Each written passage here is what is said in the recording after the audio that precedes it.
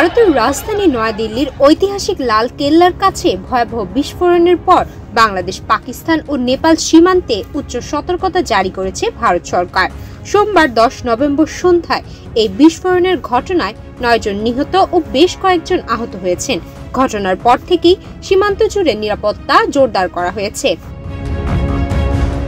India today জানিয়েছে, সীমান্ত নিরাপত্তা বাহিনী বিএসএফ পাঞ্জাবের ভারত পাকিস্তান সীমান্তে নজরদারি বাড়িয়েছে। পাশাপাশি উত্তরপ্রদেশ নেপাল সীমান্ত ও পশ্চিমবঙ্গ আসাম ত্রিপুরা সীমান্তে ভারত বাংলাদেশ সীমান্তেও অতিরিক্ত বাহিনী মোতায়েন করা হয়েছে। প্রতিটি সীমান্ত চৌকিতে বাড়ানো হয়েছে টহল ও নজরদারি ড্রোন সংখ্যা।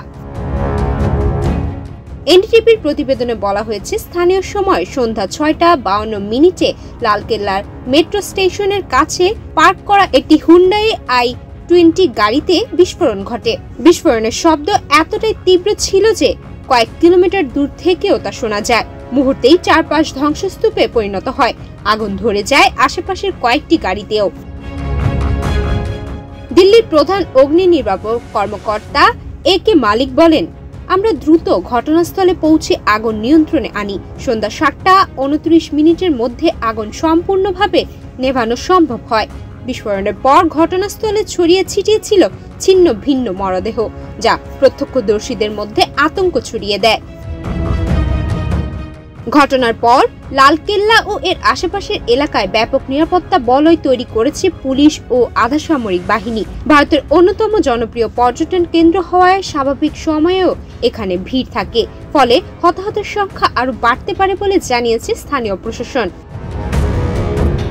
বিস্ফোরণের পরেই তদন্তে নামে ন্যাশনাল ইনভেস্টিগেশন এজেন্সি এবং দিল্লি পুলিশ। প্রাথমিকভাবে সন্ত্রাসী হামলার আশঙ্কা উড়িয়ে দেওয়া হয়নি। একই দিনে দিল্লি থেকে মাত্র 50 কিলোমিটার দূরে হরিয়ানার ফরিদাবাদে বিপুল পরিমাণে প্রায় 2900 কেজি বিস্ফোরক উদ্ধার করেছে নিরাপত্তা বাহিনী, যা ঘটনার সঙ্গে সম্পৃক্ত হতে পারে বলে ধারণা করা হচ্ছে। ভারতীয় গণমাধ্যমগুলোর বিশ্লেষণে বলা হয়েছে, বিহার রাজ্যে দ্বিতীয় দফায় ভোট গ্রহণের আগের দিন এই বিস্ফোরণ ঘটায়। রাজনৈতিক ও নিরাপত্তাজনিত দিক থেকে ঘটনাটিকে অত্যন্ত স্পর্শকাতর হিসেবে দেখা হচ্ছে। দিল্লি পুলিশ জানিয়েছে, বিস্ফোরণ কারণ বা এর পেছনে কোনো সংগঠন জড়িয়ে আছে কিনা তা জানতে তদন্ত চলছে। এদিকে কেন্দ্রীয় সরকারের নির্দেশে ঘটনাস্থলে ন্যাশনাল সিকিউরিটি গার্ড সদস্যদের মোতায়েন করা হয়েছে। সারা দেশে নিরাপত্তা জোরদার এবং সীমান্তে সর্বোচ্চ সতর্কতা জারি রাখা হয়েছে। সুমায়া মিতু, বাংলাদেশ প্রতিদিন।